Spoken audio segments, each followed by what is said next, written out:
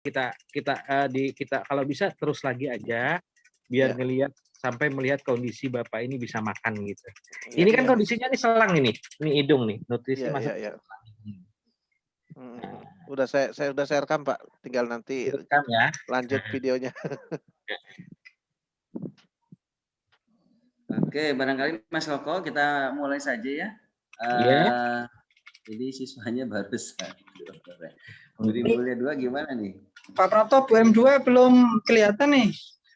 Iya, karena pakainya ruang atas nggak bisa kayaknya, sebentar saya cek dulu. Tidur nggak apa-apa. Makin nyaman lagi palanya diambil.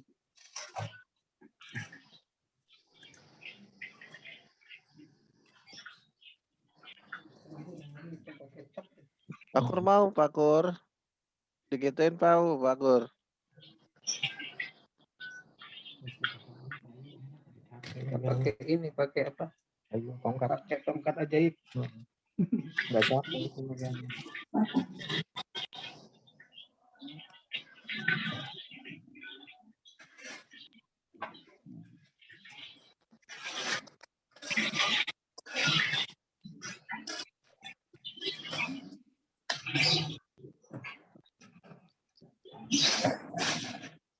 Masih ini Pak, keselok masih banyak ini ya. Tapi ngomong kamu udah lancar ya, udah enak ya. Mendingan ya. Muka juga udah cerah Pak. Muka iya. Malam bisa tidur enak. Malam. Alhamdulillah. Buka dulu, bisa makan, bisa ini, baru kita ke tangan Pak ya. Saya juga dipegang juga dengan tangan ini, tapi pelan-pelan. Insya Allah cepat Pak, mudah-mudahan nggak nyampe sebulan, 2 minggu, 3 minggu saya jalan lagi. Maaf ya Mas ya, iya belajar anak mondok, biar dia tertarik untuk ini belajar. Kita punya boarding school, jadi anak-anak itu bukan mereka nggak sampai ada kemampuan berbeda dengan tapi dari sini mereka bisa ambilin visur. Mas,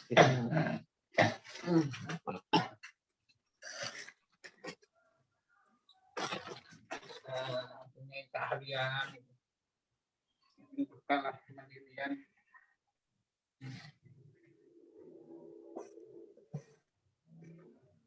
Udah segeran loh Bapak, lebih segar ya, Karena dalam kepalanya udah mulai berkurang ya, udah teraliri. Itu darahnya kayak ini, minyak campur.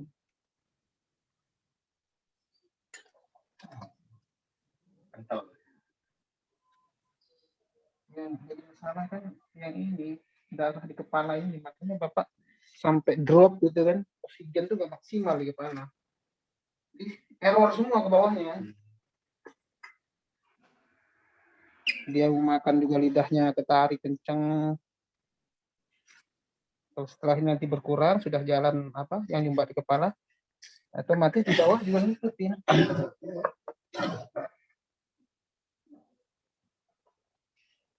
Tapi udah bisa nelan. Udah bisa nelan apa? Diur. Kemarin kan nggak bisa dia. Sekarang udah bisa. Kan nelan diur.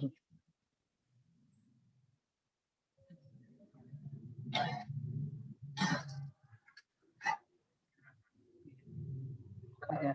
Coba ambil itunya, Rud. Ambilin apa? Tolong ambilin apa? Minyak. Enggak. Apa? Sendok, Mas. Sendok sama kain kasa. Sendok. Kain kasa yang itu aja, yang bungkus. Yang bungkus yang satu-satunya Mas. Habis. Oh iya. Ya udah itu aja lah. Dia potongin. Bantuin potong. Maaf ya Mas ya.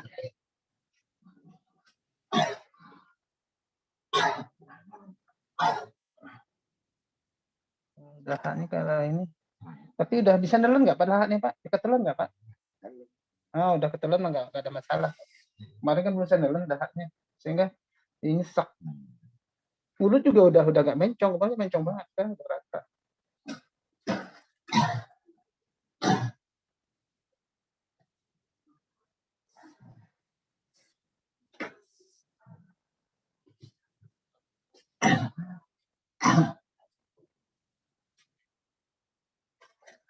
Ada dahaknya Pak? Ada.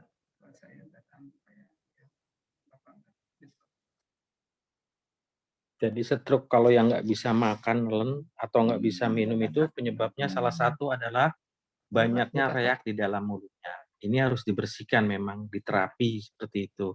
Cara terapinya adalah ditotok lidahnya, ya, lidahnya ditotok, kemudian dinding-dinding mulut dalamnya juga ditotok, ya, sehingga dia bisa menelan intinya sampai beliau itu atau pasien itu bisa menelan. Karena biasanya kalau umpamanya banyak reak di dalam mulut dan tidak bisa ditelan, otomatis pasien tidak bisa makan dan juga tidak bisa ngomong. Akhirnya otomatis pihak medis atau rumah sakit memasangkan selang. Nah, memasangkan selang di pasien tersebut.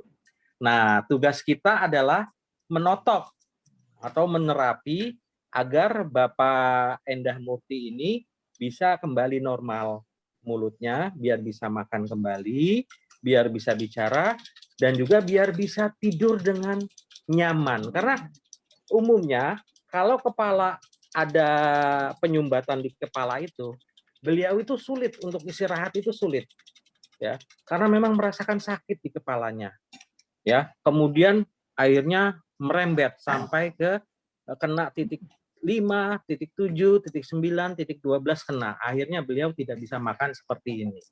Nah, mudah-mudahan dengan diterapi ini dalam 3 sampai 5 hari beliau bisa makan kembali dan nantinya akan ke bawah, ya, ke bawah penyakitnya. Tangannya bisa bergerak kembali, kemudian kakinya juga bisa bergerak kembali, berjalan kembali.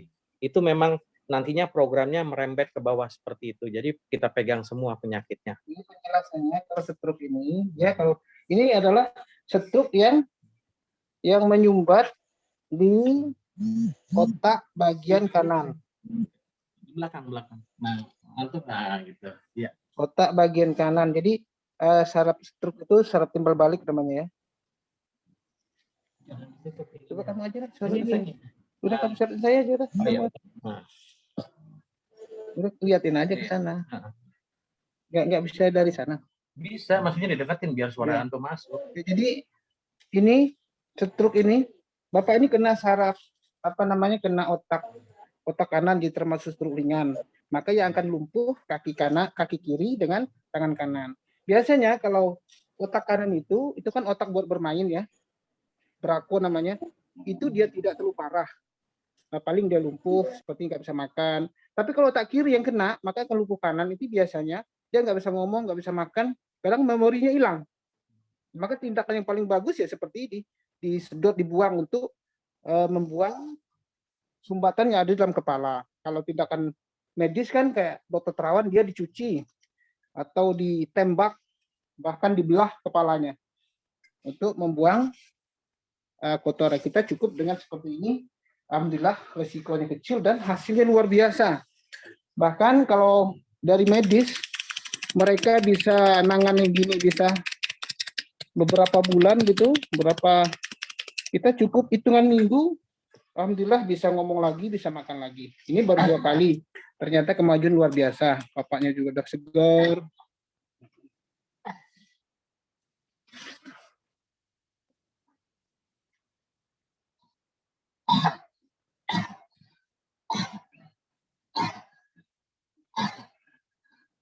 Coba ambil ini dulu. Apa? Ini namanya saraf 9 yang buat nelan, buat makan. Ini keganggu sehingga Bapak ini kalau mau nelan apa? Nah, ini cara notoknya buat ngelenturin. Ini dilenturin ini. Ini kalau dia pas keselak, kalau dilenturin bisa ketelan. Yang membuat makan nggak masuk ini masih kaku ini, masih agak kaku. Nah, maka diambil begini pelan-pelan. Boleh. Silakan dimakan.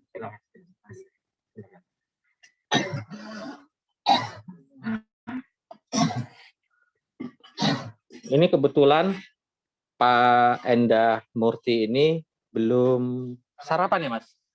Nah, belum sarapan. Jadi kita bisa melihat juga, menonton juga pasien kita ini, Pak Endah Murti bin Haji Ajmain ini, bisa kita lihat beliau cara makannya pakai susu, masih susu. Jadi pakai selang makannya. Nah, kebetulan belum makan nih, makanya kita bisa melihat ya proses makannya nih. Wah, komplit ini dah. Komplit, lihat ya, susunya dimasukkan. Nah, kemudian masuk ke dalam hidungnya yang lari ke lambung langsung. Susu.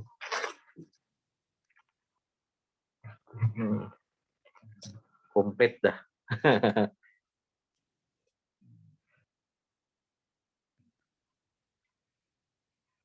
Malam tidur enak Mas ya. Malam tidur enak ya Mas? Berarti udah agak kemajunya lumayan kan.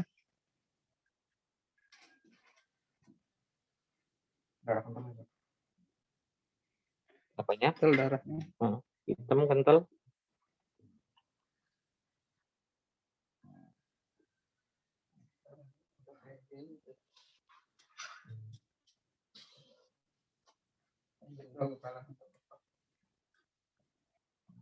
Ntar dulu, Ji.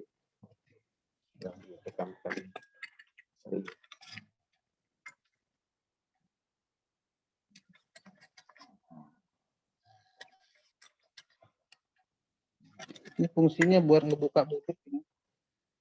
Buat mulut biar buka, terus biar kendang. Ambil saraf 7 namanya. Ini pipi ini saraf 7. Ini saraf 7 yang diambil di bawah kuping atau di depan kuping ya, atau pipi ya, bisa juga dikatakan pipi. Ya. Ini adalah saraf 7. Untuk mulutnya mencong-mencong. Ya, untuk mulut yang mencong-mencong. Ini saraf 7 yang kita ambil.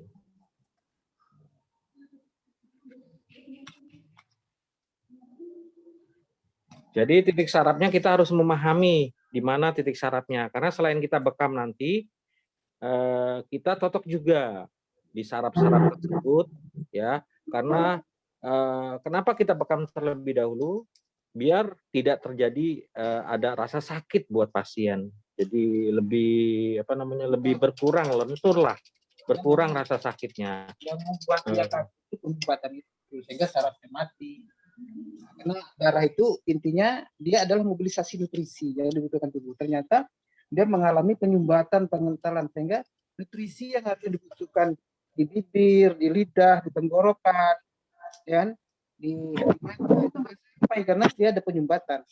Sehingga dengan adanya kita bekam ini membuang darah yang nyumbat sehingga yang nyumbat tuh ya bisa hilang. Itu darahnya jalan, kalau darahnya jalan otomatis nutrisi akan sampai. Dan nanti kalau sudah seperti itu prosesnya terjadi ada namanya revitalisasi pembuluh darah dan saraf, reorgan lah. Karena memang kita ini ada spare partnya manusia itu, mobil aja ada spare partnya, motor spare part, apalagi Allah menciptakan makhluknya masih ada spare partnya. Spare partnya seperti ini, termasuk salah satunya di bekam ini, karena bekam ini sudah jaminan dari Allah Rasul bahwa pengobatan yang paling bagus ini. Bahkan Rasulullah berkali-kali saat itu Isra Mi'raj itu diperintah. Mungkin kita udah ngaji di Kutubus Sittah itu. Setiap ketemu malaikat, malaikat berkata, "Mur ala ummati bijamah." Perintahkan umatmu untuk berhijamah ya Rasul. Ketemu lagi mesti mur ala ummati bijamah. Sampai akhirnya Rasulullah mengambil kesimpulan dalam Bukhari ada, Muslim ada, Sunan Abi Daud ada, di Bukhari mengatakan inna absalat tarwaitum hijamah. Sebaik-baiknya pengobatan yang kali lakukan adalah hijamah. Paling baik dan paling cukup dengan segala penyakit. Ternyata benar itu. Nah, itu dikomentari lagi oleh Imam Bukhari, khairuma tabayitum bihil hijamah. Sebaik-baiknya pengobatan yang kali lakukan adalah hijamah, ya bekam. Bahasa Indonesianya bekam, bahasa Jawanya di apa?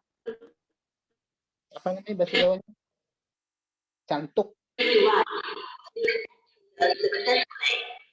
Tes. Mas Prapto, kedengeran suaranya kan? Lagi diterangin?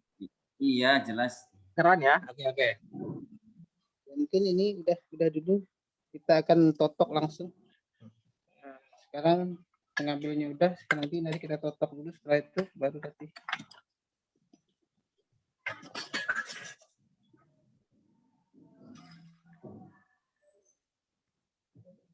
Ini bisa diputar Mas, maaf Mas, biar agak lurus kayak kemarin, karena saya menotok kepala.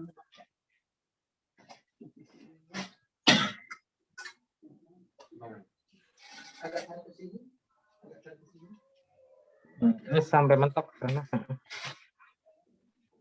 mentok. Iya mentok terus. Nah kasurnya diturunin lagi. Turunin dulu ya.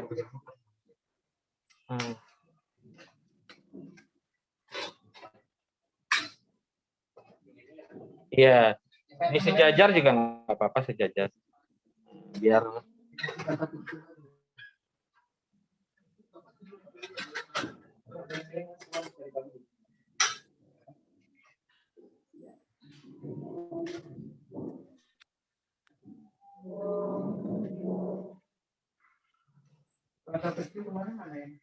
yuk.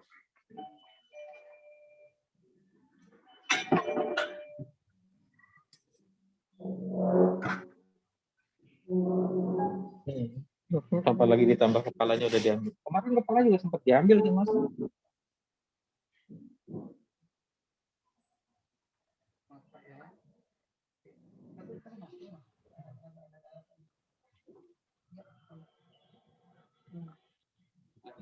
Ya Mas.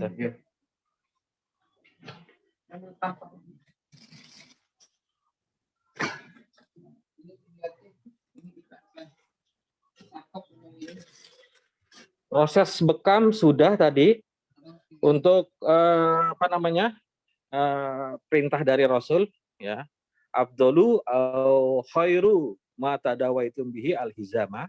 Nah, itu. Hijamah. Nah, ya. Jadi sekarang proses totok saraf. Setelah dibekam biar darahnya mengalir, lalu ditotok saraf-saraf 7, 9 dan 12 ya. 5 juga termasuk lidah ya. Sekarang di muka ini ada saraf-saraf tertentu. Ini namanya saraf 7, bibir nih. Pipi. Yang bibir ini namanya saraf 5. Tenggorokan ini saraf 9. Buat pita suara dan menelan. Di dalam ada saraf 12, lidah, bibir kanan kiri itu saraf 12. Nah, ini kalau saraf 12 sebenarnya nggak keganggu dia berbicara. Mungkin yang agak keganggu nih saraf 9 ini. Kemarin keganggu juga saraf 7-nya mencong, sekarang udah agak lurus. Sekali kita ambil sudah lurus. Nah, kita prosesi penotokan. Ini bahasanya totok, cuma sebenarnya durut sama. Dan bahasa kerennya totok. Bahasa kerennya totok saraf. Jadi kalau bahasa Inggrisnya itu diurut. Kelas 12 IPA 4 sudah berapa orang? Apa? Mau nyerahin berkas. Nah, ini saraf 9, saraf untuk menelan. Berapa orang? Kelas 12? Yang lain kemana? Yang lain?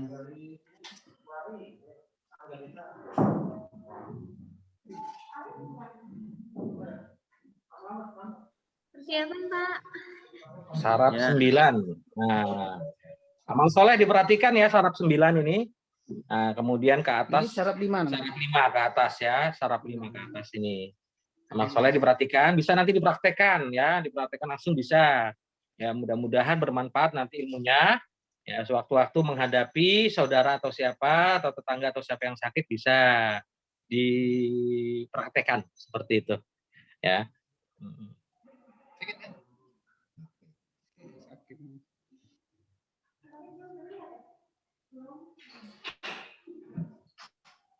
Nah, ini gila Senoh udah mulai kendor ini. Kemarin kaku benar udah kayak apa namanya?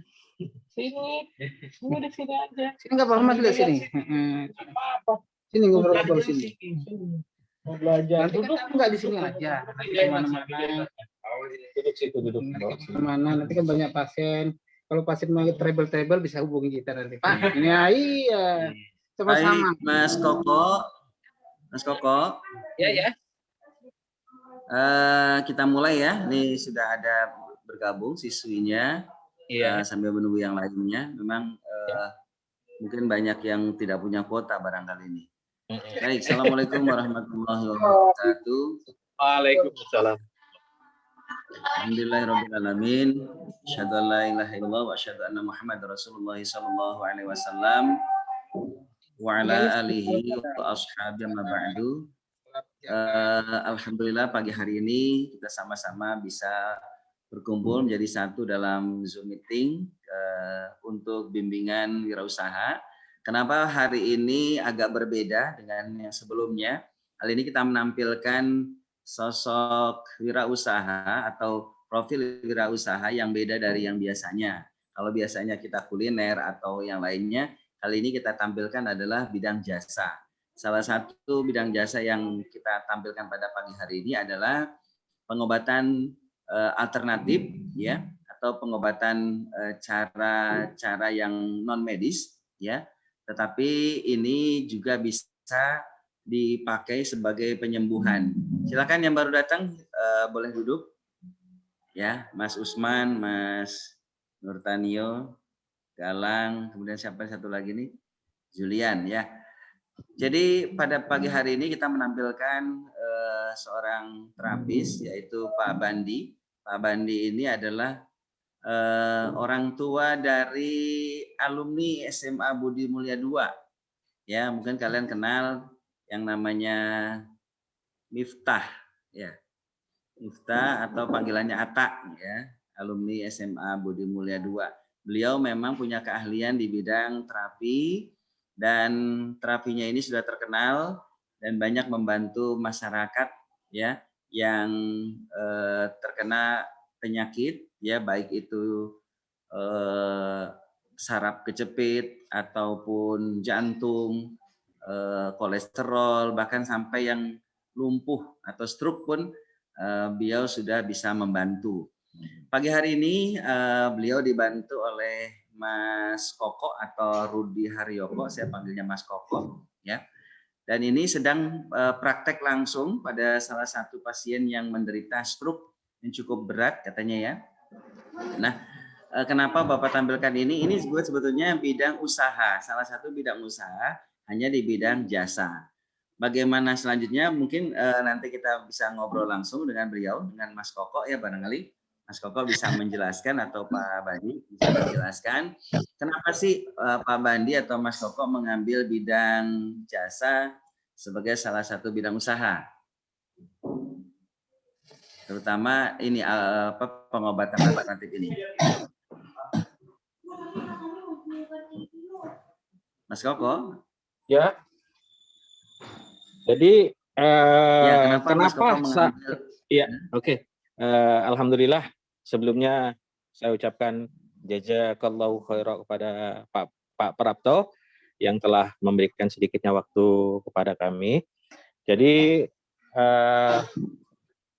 mengapa kami mengambil keilmuan pengobatan alternatif? Karena bidang jasa ini sangat sulit atau sangat langka kita jumpai, ya. Jadi keahlian yang kita miliki ini hanya ada beberapa orang saja. Jadi sedangkan di Indonesia ini banyak sekali masyarakat atau manusia yang membutuhkan pertolongan kita, terutama penyakit stroke yang memang membutuhkan skill atau keterampilan yang memang betul-betul ahlinya. Artinya karena memang kebutuhan yang sangat tinggi, Mas Koko, ya, betul untuk sekali membantu saudara-saudara kita yang mendapat musibah gitu, ya. Betul sekali, betul. Kemudian Mas Koko mau tanya lagi nih, kapan nih memulai usaha ini? Gimana? Kapan dimulai usaha ini? Gimana Mas Rapto? Iya. Memulai usaha terapi seperti ini dimulai tahun berapa, Pak Bandi? Kalau Pak Ahmad Subandi sendiri memulainya sudah 26 tahun. Prakteknya Sudah 26 tahun. Ya. Terapinya dari 96. Ya, jadi beliau itu sudah menekuni Dari bujangan. ilmu pengobatan alternatif ini sudah selama 26 tahun. Sedangkan saya sendiri baru 2 tahun nih Mas Prapto. Pak Prapto, saya baru 2 tahun. Saya tertarik dengan keilmuan ini karena pada saat itu tetangga saya kena stroke. Kemudian saya menghubungi Pak Subandi. minta amal solehnya untuk membantu mengobati tetangga saya, hanya 4 hari sembuh, hanya 4 hari. 4 Karena hari kebetulan sembuh dari stroke, ya. belum sampai seminggu. Jadi hanya 4 Oke. hari sudah normal Nah, kembali. Oke, Mas Koko tadi dikatakan bahwa motivasinya mungkin adalah ingin membantu saudara-saudara kita yang terkena penyakit gitu ya. Selain itu ada nggak sih sebetulnya nilai ekonomisnya gitu ya? Jadi seorang terapis? kalau nilai ekonomi sendiri di sini kita ada dua kategori ya, di mana Ya. kita harus bisa menjadikan nilai ekonomis dan juga nilai amal, amal seperti itu. Ya. Jadi dikatakan nilai ekonomis itu lumayan lah, mencukupi lah. Dan juga bisa untuk jadi peluang kita untuk beramal, membantu. Kalau memang ada tetangga kita atau saudara kita yang benar-benar tidak mampu, tidak mempunyai biaya, ya di saat itulah ada nilai amal buat kita, seperti itu. Berarti tidak hanya mematok dari harga gitu ya untuk membantu sesama ya. Enggak. Kalau dibilang harga sih kita melihat kondisi pasiennya. Jadi kita juga bisa menakar ini pasien di nominal sekian, insya Allah bisa tidak memberatkan. Yang jelas masih di bawah nilai rumah sakit, tapi jauh lebih baik dari rumah sakit pengobatannya. Karena rumah sakit sebetulnya sendiri peluang usaha ini seperti apa sih Mas Koko? Peluang usaha alternatif ini seperti apa? Jadi untuk kemampuan ini, skill ini, pengobatan ini, tadi saya katakan yang pertama sangat langka dimiliki oleh manusia. Sedangkan manusia itu semakin bertambah, semakin berkembang biak, semakin banyak, dan juga penyakit semakin banyak juga. Makanya kita membutuhkan ahli-ahli skill-skill untuk bisa mengobati tetangga kita, saudara kita, teman kita yang sakit. Kalau untuk berlatih atau ingin menjadi terapis juga butuh berapa lama tuh Mas Koko? Untuk kalau keinginannya sangat kuat, sehari atau 3 hari saja sudah cukup. Oh gitu. Sehari atau 3 hari nggak butuh lama ya, cukup. nggak butuh waktu lama ya. Tapi tetap dalam kontrolan kita. Contoh, bimbing ya. Ilmu dasar kita ajarkan, ya kan? Kemudian datang pasien yang berobat dan beliau seorang terapis tersebut tidak mampu mengobatinya. Bisa dengan kontak ke kita, Mas, ada pasien sakitnya ini. Oh, yang diambil ini. Bisa berjalanlah akhirnya. Lama-kelamaan nantinya akan ahli seperti itu. Jadi siapapun buat para santri yang ingin memperdalam dan mempersungguh, insya Allah bisa 1 sampai 3 hari aja cukup. Kemudian yang ditawarkan, bantuan yang ditawarkan dari terapis ini apa saja sih jenisnya? Jadi metode ya, maksudnya metode pengobatannya ya? Iya, metode pengobatannya. Jadi metode pengobatan kita itu ada 7 macam. Yang pertama sudah jelas, ya kan?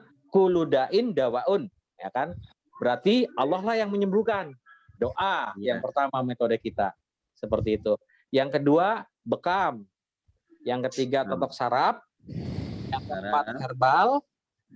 Yang kelima, fisioterapi. Yang keenam, pasir panas, terapi pasir panas. Yang ketujuh, terapi mandi panas atau air panas. Ya, itu ada caranya semua. Harus tahu.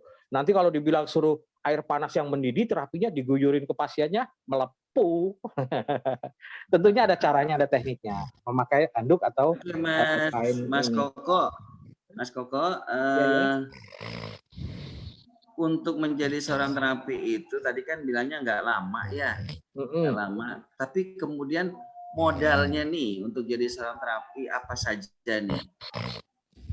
Modalnya itu keinginan yang kuat, Mas. Pak. Kemudian yang kedua, syarat yang utama adalah mubalek. Jadi bagi para santri yang di sana harus hatam dulu, ya. Qurannya hatam, kutubusitanya juga hatam, baru insya Allah pinter nantinya jadi terapis seperti itu.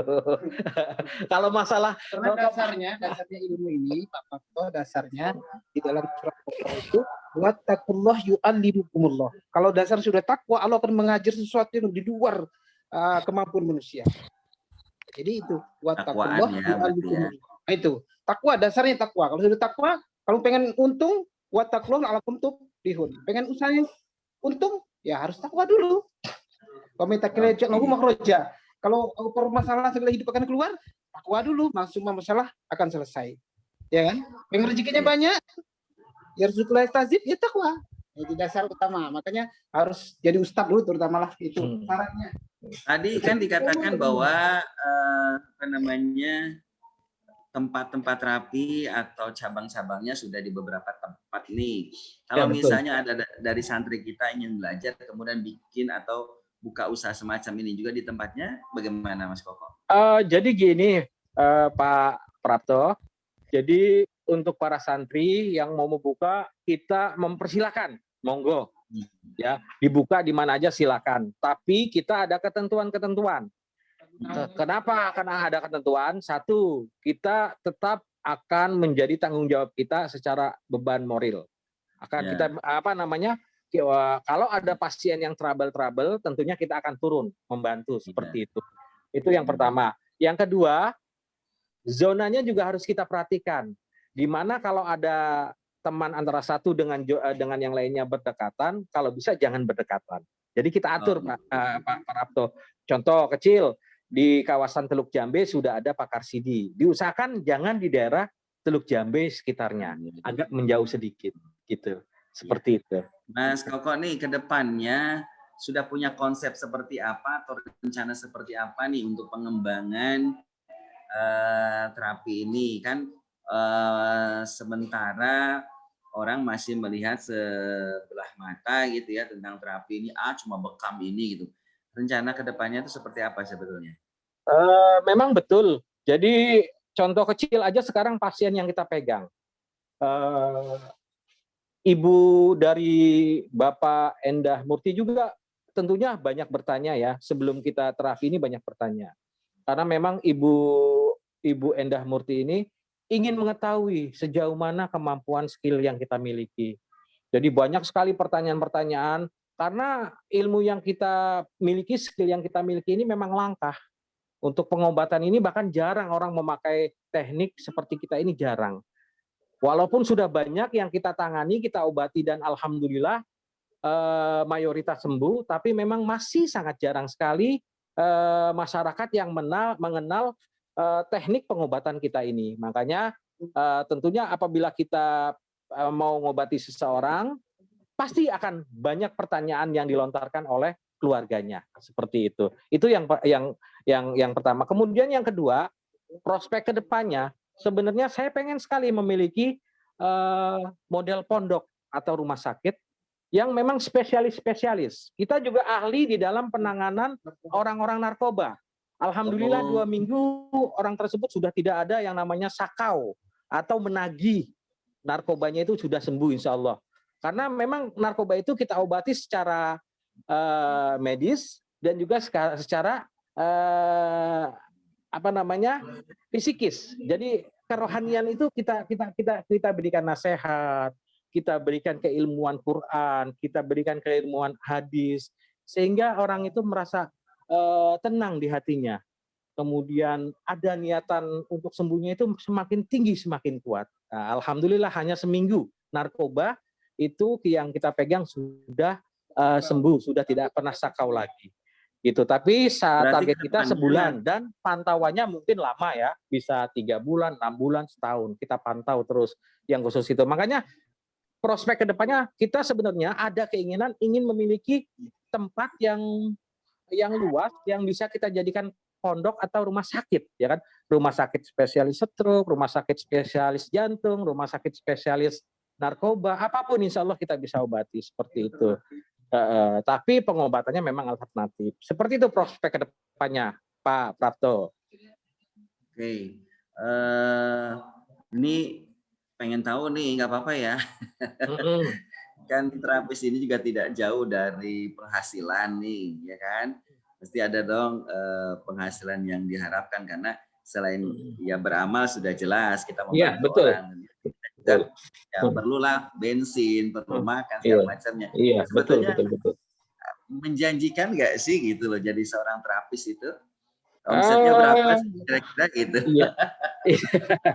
Oke, bicara masalah nominal kita akan langsung saja mengatakan ya, insya Allah kalau kita sudah bisa mengobati minimal itu di angka 2 digit kita dapat minimal. Per pasien maksudnya?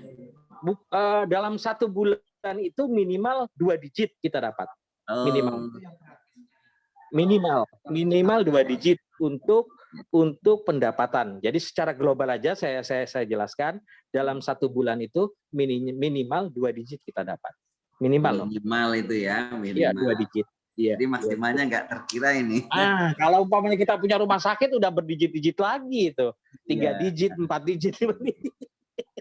Kemudian gini Mas Koko, kan tadi rencananya ingin punya rumah sakit gitu ya. Punya pondok lah bahasanya ya, pondok khusus penanganan terapis gitu ya. Nanti ini kira-kira apakah hanya di tempat Mas Koko aja atau seperti apa nih kan? Mas ini ada. Kalau memang bisa seluruh Indonesia kenapa enggak? Kita kan punya mubalek yang di calon mubalek di SMA Budi Mulia 2 aja udah ada itu lagi mendengarkan Pak Prapto. Wih, kita punya banyak nanti terapis Pak Prapto, ya kan? Mungkin juga Kenapa? Kalau untuk wanita kira-kira bisa nggak nih wanita? Jadi gini, istri saya juga sekarang udah pandai mengobati, ya. Nah, beliau juga megang sendiri tapi khusus wanita. Begitu juga kita khusus laki-laki. Namun apabila memang tidak ada tenaga ahlinya, ya hanya banyak istighfar aja lah kita megang perempuan. Tapi kita pakai alat, kita tidak menyentuh, tidak bersentuhan sama sekali. Kita pakai alat. Contoh totok tadi, kita pakai alat kayu seperti itu. Baik Mas Koko, barangkali ada teman yang mau bertanya ini kayaknya serius banget nih Pak Kozi nih mau bertanya barangkali. Teman-teman yang ingin bertanya kami persilakan langsung saja kepada Mas Koko. Pak keluarin lidahnya Pak. Coba keluarin Pak, coba keluarin. Ayo lagi Pak, monyongin mulutnya. Pak, ayo Pak.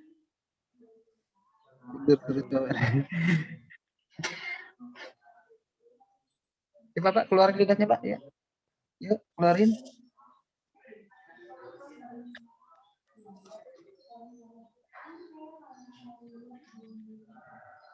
Pak Kozin ada yang mau ditanyakan barangkali?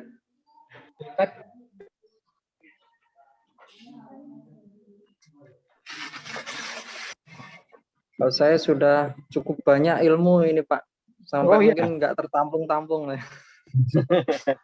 Namanya siapa nih sebelumnya nih?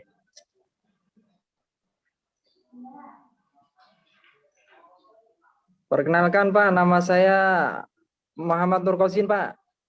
Oh iya. Monggo Mas, ada yang bisa kami bantu Mas? Ya alhamdulillah Pak, untuk pagi ini sharing ilmu pengobatan terapis. Saya sungguh banyak tahu sekarang ternyata pengobatan alternatif yang bisa kita jangkau selain pengobatan medis. Dan kalau saya dengar dari cerita Bapak, untuk kesembuhannya alhamdulillah memang cukup tinggi, cukup bagus. Kadang kan kalau seperti ini, kalau sudah di medis, sudah divonis, wah ini nggak sembuh ini ya, udah takut duluan. Ternyata kalau kita mau berikhtiar, kita mau usaha, ternyata ada jalan. Alhamdulillah lah Pak. Kalau untuk pertanyaan insya Allah saya belum ada dulu ini. Saya mendengarkan saja dulu. Oke. Mas Koko.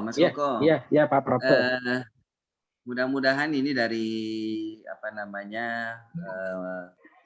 diskusi kita atau sharing pada pagi hari ini anak-anak mendengar. Kemudian kalau misalnya ke depannya betul nih akan membuat istilahnya ya sekolah terapi gitu kan. Gimana nih nanti bentuk kerjasamanya atau bagaimana anak-anak atau santri-santri bisa bergabung di sekolah terapinya Mas Koko? Bisa Pak Prapto, mungkin di di Kerawang aja ya, mungkin bisa juga. Mungkin kita kuliah sebulan sekali atau 2 bulan sekali atau 3 bulan sekali, seperti itu. Oh gitu.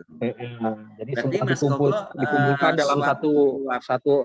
Jadi kita ngajarinya itu kelas, bukan kelas apa namanya 7, 8, 9, bukan kelas 10 saja atau 11 saja atau 12 saja, tapi semuanya kita kumpulkan jadi satu biar mereka melihat semuanya.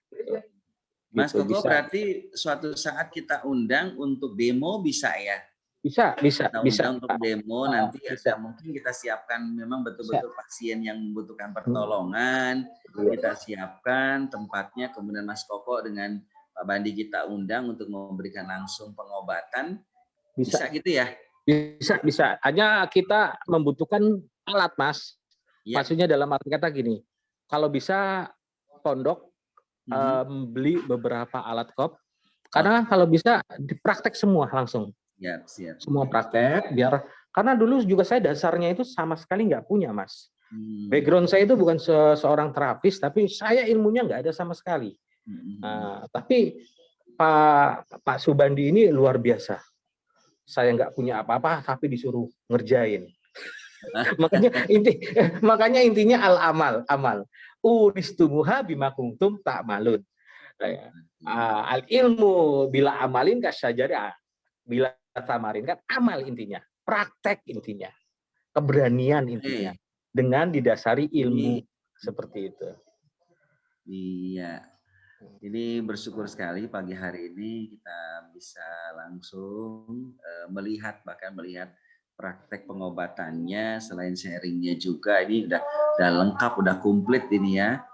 Mudah-mudahan ini bisa menginspirasi adik-adik kita ya, bahwa ada loh usaha ya yang bukan saja mungkin di bidang makanan atau kuliner atau apa, dan jasa kan memang banyak, salah satunya jasa menjadi seorang terapis ini yang juga finansialnya juga menjanjikan dan tentunya beramal ya, membantu orang lain, dan ini bisa diambil mungkin sebagai alternatif usaha nanti setelah lulus dari SMA Budi Mulia.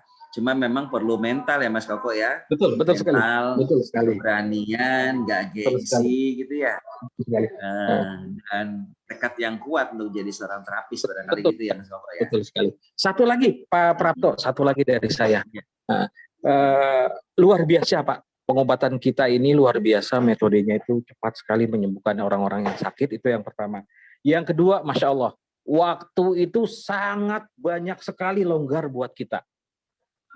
5 waktu itu nggak lepas dari berjamaah. Zuhur tutup klinik, asar tutup klinik, maghrib tutup klinik. Nungguin pasien baca Quran. Waktunya longgar sekali kita. Seperti itu. Tadi yang dibilang nominal berapa yang didapat, satu pasien pun kalau memang kita dapat rezeki kita Allah kirim, luar biasa. Luar biasa pendapatannya.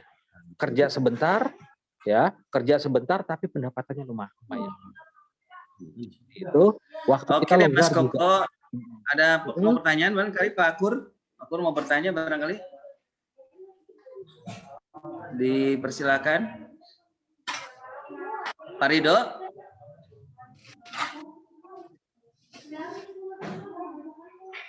Siap. Baik, sudah 1 jam kita bertemu di udara. Hari ini sangat berharga sekali ya. Mungkin kalau belum merasakan bekam atau belum pernah merasakan sakit, belum begitu tertarik dengan pengobatan ini. Tapi kalau sudah sakit dan ingin sembuh, insya Allah akan tertarik dengan pengobatan ini gitu ya. Baik Mas Koko, Pak Bandi, tidur karena enak. Saya terima kasih waktunya, diucapkan syukur alhamdulillah, jazakumullah khairan. Mudah-mudahan tetap maju, lancar dan bisa membantu banyak orang. Dan mudah-mudahan dari kami ya ada yang tertarik, siswa-siswi ingin coba belajar pengobatan alternatif ala Pak Bandi dan Mas Koko. Saya rasa cukup. Mas Koko ada yang mau disampaikan terakhir sedikit saja? Barangkali ada yang mau disampaikan terakhir?